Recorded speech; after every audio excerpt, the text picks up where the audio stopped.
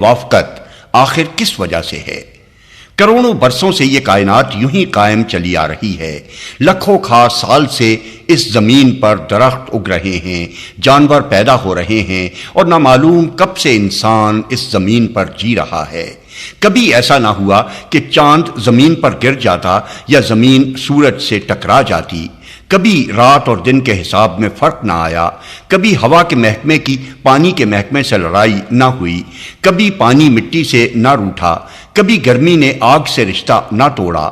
آخر اس سلطنت کے تمام صوبے، تمام محکمے، تمام ہرکارے اور کارندے کیوں اس طرح قانون اور ضابطے کی پابندی کیے چلے جا رہے ہیں؟ کیوں ان میں لڑائی نہیں ہوتی؟ کیوں فساد برپا نہیں ہوتا؟ کس چیز کی وجہ سے یہ سب ایک انتظام میں بندھے ہوئے ہیں؟ اس کا جواب اپنے دل سے پوچھئے۔ کیا وہ یہ گواہی نہیں دیتا کہ ایک ہی خدا اس ساری کائنات کا بادشاہ ہے؟ ایک وہی ہے جس کی زبردست طاقت نے سب کو اپنے ضابطے میں باندھ رکھا ہے۔ اگر 10-20 نہیں 2 خدا بھی اس کائنات کے مالک ہوتے تو یہ انتظام اس باقاعدگی کے ساتھ کبھی نہ چل سکتا۔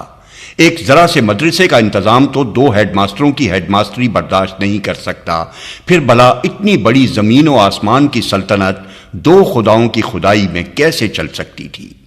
بس واقعہ صرف اتنا ہی نہیں ہے کہ دنیا کسی بنانے والے کے بغیر نہیں بنی ہے، بلکہ یہ بھی واقعہ ہے کہ اس کو ایک ہی نے بنایا ہے۔ حقیقت صرف اتنی ہی نہیں ہے کہ اس دنیا کا انتظام کسی حاکم کے بغیر نہیں چل رہا ہے، بلکہ یہ بھی حقیقت ہے کہ وہ حاکم ایک ہی ہے۔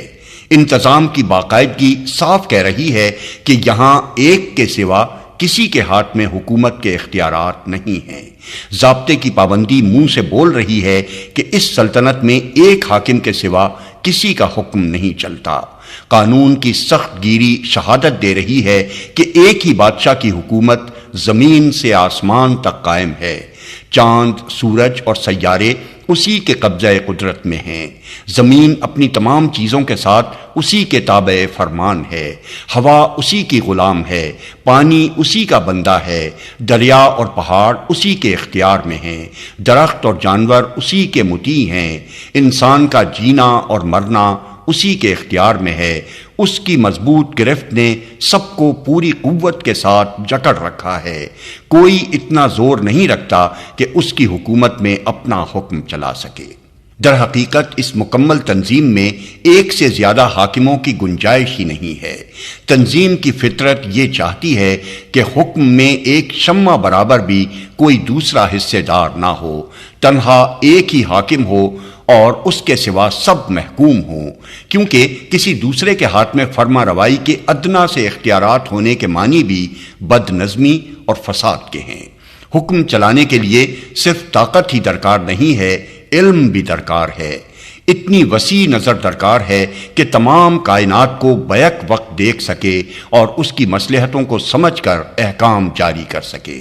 اگر خداوند عالم کے سوا کچھ چھوٹے چھوٹے خدا ایسے ہوتے جو نگاہ جہاں بھی تو نہ رکھتے، لیکن انہیں دنیا کے کسی حصے یا کسی معاملے میں اپنا حکم چلانے کا اختیار حاصل ہوتا، تو یہ زمین و آسمان کا سارا کارخانہ درہم برہم ہو کر رہ جاتا۔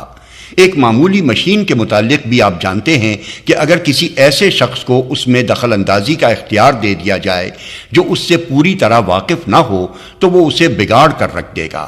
لہٰذا عقل یہ فیصلہ کرتی ہے اور زمین و آسمان کے نظام سلطنت کا انتہائی باضابطگی کے ساتھ چلنا اس کی گواہی دیتا ہے کہ اس سلطنت کے اختیارات شاہی میں ایک خدا کے سوا کسی کا ذرہ برابر حصہ نہیں ہے۔